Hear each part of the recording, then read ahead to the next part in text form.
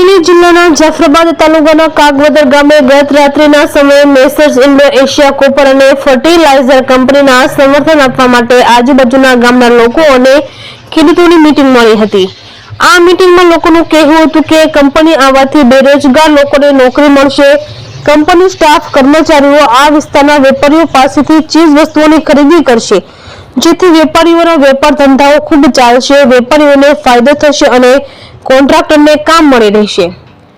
આમ બેરોજગારની નોકરી મળી રહેશે, વેપારીઓના વેપાર ધંધાઓને વેગ અને પ્રોત્સાહન મળશે, કોન્ટ્રાક્ટરને કામ મળશે, જેથી કોન્ટ્રાક્ટર પાસે પણ કામ ધંધા રોજગાર મળશે।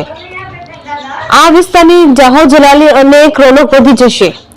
કંપની પણ આસપાસના ગામોએ જરૂરી સુવિધાઓ પૂરી પાડશે, જેમ કે શાળા, સ્કૂલ, કોલેજ, પ્રાથમિક આરોગ્ય કેન્દ્ર, લોકોના આરોગ્ય માટે સુખ સુવિધાઓ તેમજ પર્યાવરણનું જતન કરશે। લોકોની પડતી મુશ્કેલીઓ દૂર કરવા માટે તમામ પ્રકારના પ્રયત્નો કરશે। આ મીટિંગ સ્થાનિક આગેવાનો ઉપસ્થિત રહ્યા હતા, જેમાં કરશનભાઈ ભીલ, અમરેલી જિલ્લા પંચાયતના કારોબારી સમિતિના ચેરમેન અનિરુદ્ધભાઈ વાળા, જાફરાબાદ તાલુકા પંચાયતના કારોબારી સમિતિના ચેરમેન શિવરાજભાઈ કોટેલા, જાફરાબાદ તાલુકા પંચાયતના સભ્ય રાણાભાઈ મકવાણા, સરપંચ લોટપુર ગ્રામ પંચાયત કનુભાઈ વરુ, પ્રમુખ જાફરાબાદ ભાજપ કિસાન મોરચો Dilubhai વરુ, Amreli Khedut Ekta Manch, Shivshakti public trust, NGO Pratapbhai Bepariya, sarpanch Uchchaiya Gram Panchayat Hanibhai Khuman, પ્રમુખ રાજુલા જાફરાબાદ ખાંભા ખેડૂત એકતા મંચ। રિપોર્ટર મનીષ મહેતા, રાજુલા।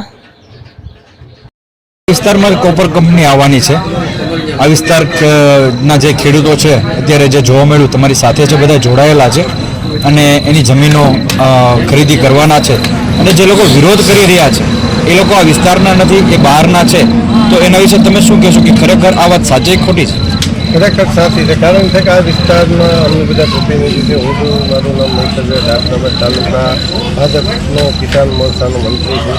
તો અમે એવું વિચાર્યું કે વિરોધ તો જે વિસ્તાર છે એટલે કાગવદર, લોટપુર, મુનસાપુર 3 ગામના ખેડૂતો આવે છે, એની જમીન આવે છે, એ કોઈને વિરોધ નથી। તો હકીકત શું છે, તો અમારા જે બધા વિરોધ હોય તો અમારા પ્રતિનિધિને કહે, તાલુકા પંચાયતના સભ્યો હાજર છે, બીજા ચેરમેન તાલુકા પંચાયતના હાજર છે, અમારી જિલ્લા પંચાયતની સૂચના છે, આરોગ્ય સમિતિના ચેરમેન છે એ હાજર છે, ભાઈ રાણાભાઈ લોટપુર જે ગામમાં કંપની આવતી ગામના સરપંચ હાજર છે, મુનસાપુરના સરપંચ હાજર છે, બાકીના જે કાંઈ છે ખેડૂત આગેવાનો હાજર છે, કોઈને વિરોધ નથી। કારણ છે જમીનના ભાવ વધે છે, અમારી ખેડૂતોને યોગ્ય ભાવ મળે તો ખેડૂત જમીન દેવા માટે તૈયાર છે, પણ આ લોકો બહારથી આવી અને ખોટા ભાડાના માણસો મંગાવ્યા છે અને ખોટા આવેદન દે છે, ખોટી અમને ન્યાય હિયરિંગની અંદર કોઈ કાગળિયાઓ ન કરે એના માટેની અમારી પૂર્વ તૈયારી કરવા માટે અમે મીટિંગ બોલાવી છે। અમે ઉદ્યોગોને આવકારી, એ લોકોએ એવું નાનું એવું બનાવ્યું 7 જણાનું કોપર ભગાવો